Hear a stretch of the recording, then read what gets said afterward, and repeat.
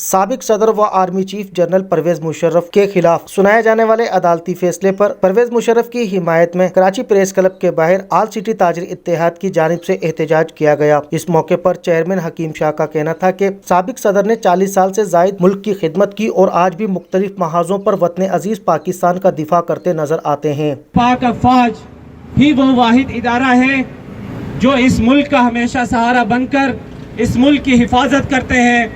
اس فیصلے سے نہ صرف پرویز مشرف انفرادی طور پر بلکہ پاک افواج کے حوصلے پست ہوں گے۔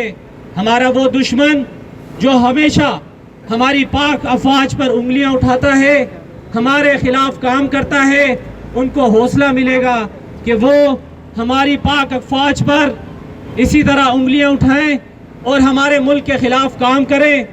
آج کراچی کی تاجر برادری سراپا احتجاج ہے اور مطالبہ کرتی ہے سپریم کورٹ آف پاکستان سے کہ اپنے فیصلے پر نظر ثانی کرے۔ ہماری یہ پاک فوج کی وردی کبھی غدار نہیں ہو سکتی۔ جبکہ اس موقع پر آل سٹی تاجر اتحاد کے سرپرست اعلیٰ خواجہ جمال سیٹھی کا کہنا تھا کہ جنرل پرویز مشرف نے فوج کی سربراہی کرتے ہوئے دہشت گردی کے خلاف کامیاب جنگ لڑی۔ دشمن ملک کو دھول چٹانے والے اس بہادر کمانڈر کے خلاف اس فیصلے سے عوام الناس میں شدید بے چینی پائی جاتی ہے۔ مظاہرین نے اپیل کی کہ سپریم کورٹ اس فیصلے پر نظر ثانی کرے۔ مہتاب حسین، M7 سٹی نیوز، کراچی۔